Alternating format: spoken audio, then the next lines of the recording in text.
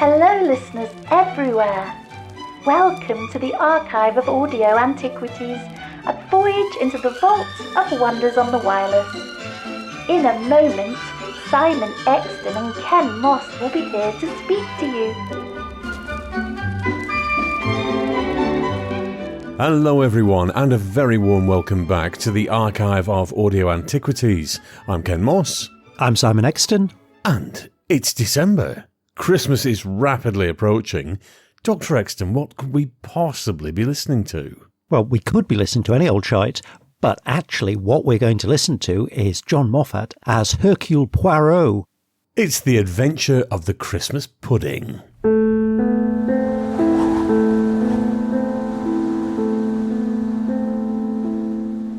A good old English Christmas, Monsieur Poirot, in the depths of the countryside.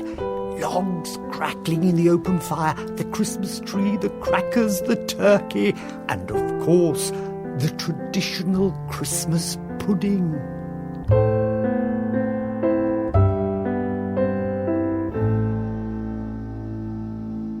This was a full-cast BBC radio adaptation of The Adventure of the Christmas Pudding by Agatha Christie, of course.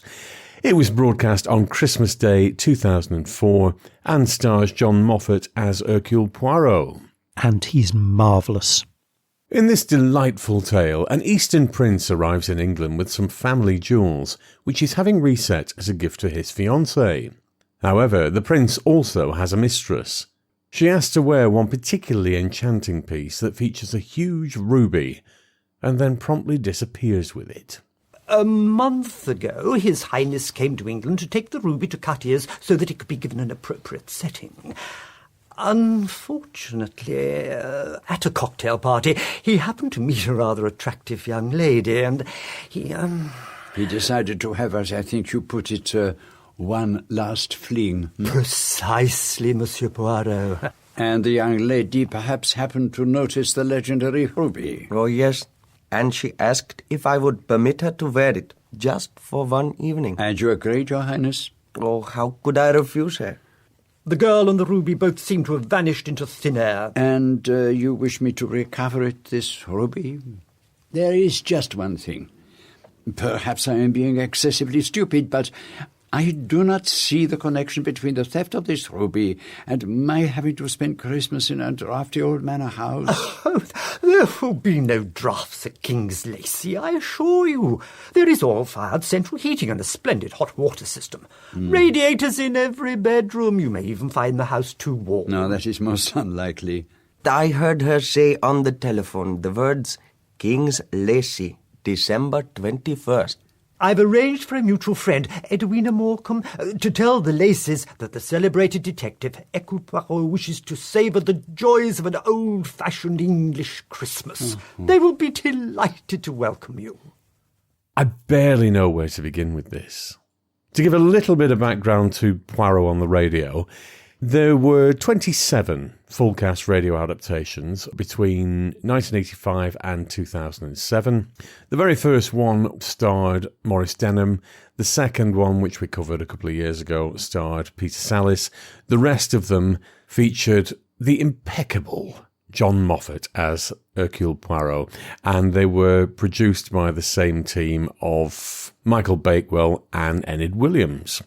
The only one that they never did was Curtain, the very last Poirot novel, because they couldn't get the rights to it. We are just listening to this one because it's Christmas, why else? It's beautiful. I mean, the bloody thing is Christie on BBC Radio, so you're always onto a winner there with me. It sounds marvellous. I'll get that straight out of the way. Yes, it does, and it's wonderful of its time acting. So it's RP with your tongue in the cheek and knowing that this is slightly lampooning the era it was written in, but doing it very lightheartedly. It is lovely. John Moffat, I'll just get it out of the way, wonderful. Absolutely wonderful. He is. And you wouldn't be able to tell he was in his 80s. You wouldn't. I mean, the guy is bouncing, it has to be said. Flawless. Does he beat Suchet's Poirot? It is a tough one. And it's not a fair one because it's a different medium, Yeah. and an awful lot of Suchet's performance is visual. That is entirely true. I think that's about as fair a comparison as June Whitfield and Joan Hickson. Oh, yes, entirely. Yes, I'll take that. Yeah, different medium, so you have to deal with it differently. But he turns in a beautiful performance. God, I love the man's voice. There is something about BBC radio dramas. They're very crisp, they're very clear. What you said up there about the RP, Bridget is played by Annabelle Dowler in this. Now, Annabelle Dowler I know best as Kirsty Miller in The Archer. She played that for a long time. In this, there's her and her brother. They are played very 1920s RP, like you would in one of these Christie adaptations. The rest of the cast, though, I have to say, with the exception of Donald Sindon, who always turns in exactly the same performance, they're not really sending up the RP. And Sian Phillips, you could recognise her voice within 2 syllables. And she was wonderful. She was absolutely wonderful. She was given nothing of a part, and she really made it her own. Wouldn't be the last time Sian Phillips was given nothing of a part and made it her own. Murray Melvin's in this as well, as Mr. Jesmond, the solicitor. Again, beautifully, perfectly cast. The acting was a joy to listen to. The plotting, I mean, it's 45 minutes. It's based on a short story. Her short stories are always fairly simple linear plot.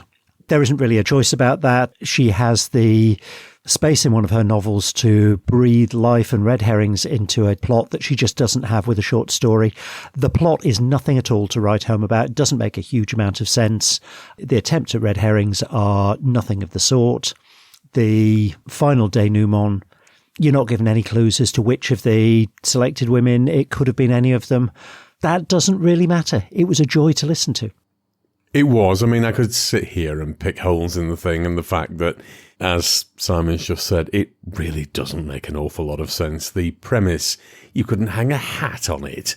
How Poirot gets involved in this family mystery that the prince has a dalliance with somebody at a party, lends her a huge, infinitely valuable ruby, and doesn't even know her name.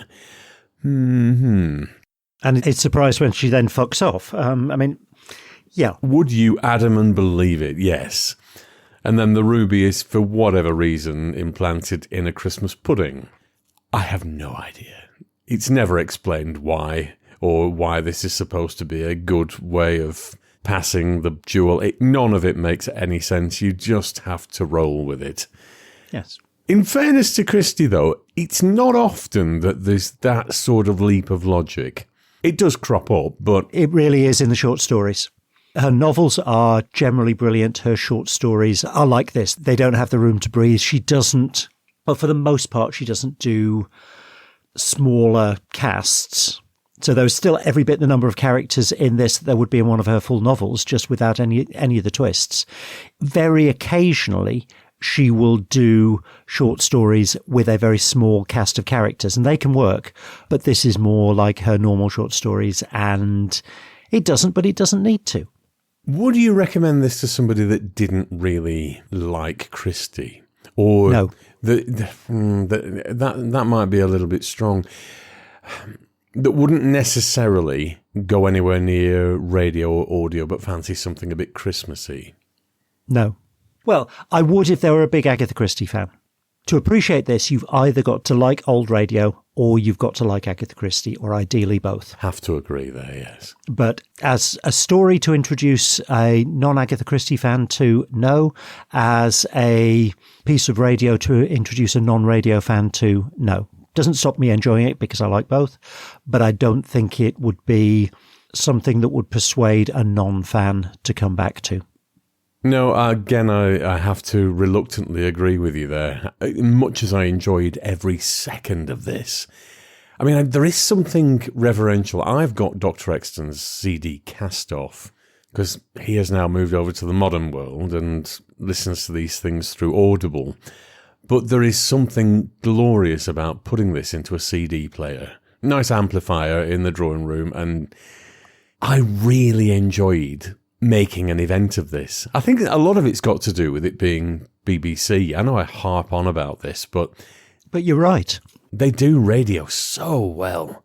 Yeah, they do radio well, they do period drama well, whether it's on the radio. I mean, to be fair, they've been making radio drama since the time that this would have been contemporary. That is true, yes. I mean, not with the same cast, obviously. But whenever we've done one of these things, even the ones that haven't been that good, they've always been nice to listen to. And I do think that pushes a lot of things over the line in a way that other audio dramas don't really get away with. Yeah. I mean, at the end of the day, people working at the BBC are doing this for their living. I don't know that very many people at Big Finish, other than the owners, do it for a living. There's a lot of, we're doing this as an add-on, but I don't know that there are many people who make their living purely from writing for Big Finish. And it shows.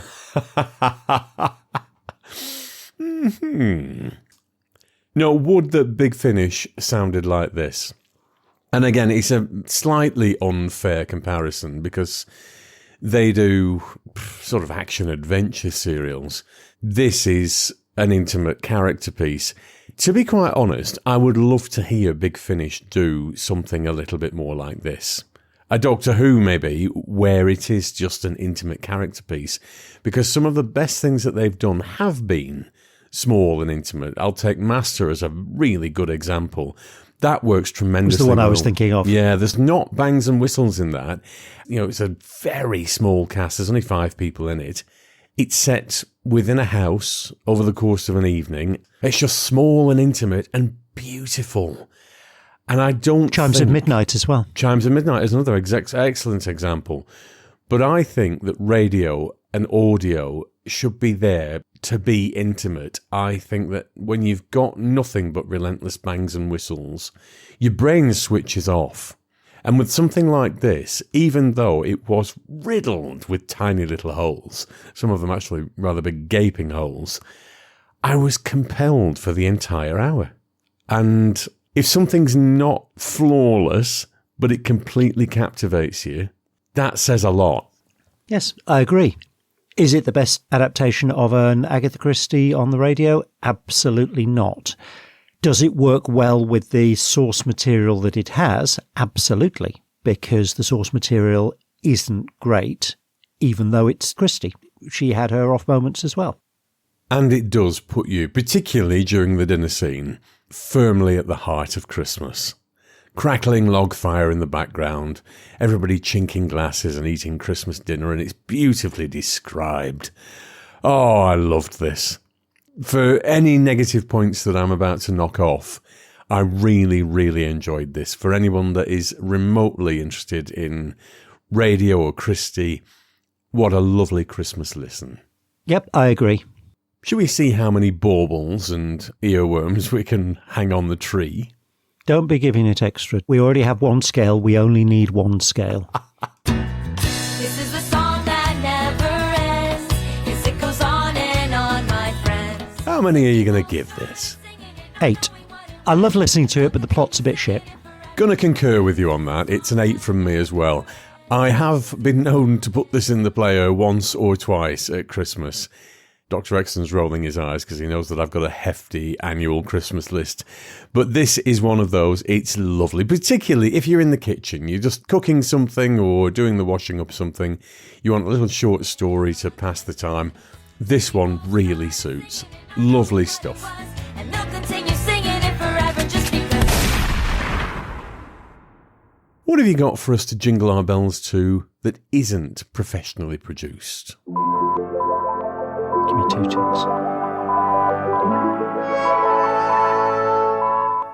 Podcast of the week for this week, not specifically Christmassy, although they have had Christmas-themed episodes. It is a wonderfully entertaining American podcast called Spirits.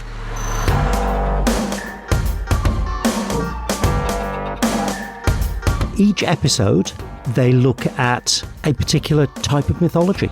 Ooh. One of the hosts is an historian, so she does quite a deep dive into the history of these things. And they do the Greek pantheon, they do the Japanese, they do Korean, they do Norse. It really is very entertaining from a mythological perspective. And They drink while they're doing it and tell you what they're drinking and give you cocktail recipes. What's not to love? So that's Spirits. Coming up next time, we're back in Doctor Who territory, and it's a 7th Doctor adventure from the year 2000. It's Shadow of the Scourge. Now, I remember really liking this at the time. I haven't listened to it for quite a long time. Must admit, I remember being quite fond of it myself, so yeah, be a nice little revisit. It's come up on our randomizer. I think I picked it because I remember liking it. That's a good enough reason. So yes, if you'd like to listen along with us, that's what we'll be doing in January next year. Until that time, thank you as always for paying us a visit in the archive. We'll be back soon. Ta-ta. Bye now. The Archive of Audio Antiquities featured Simon Exton and Ken Moss, and the announcer was Jenny at Blue Box 99. All featured soundtracks are the property of their respective producers, and no infringement of copyright is intended. Title music was by Edward White, and the programme was produced by Maverick Productions. For more information, please visit maverickproductionsuk.blogspot.com or find us on social media.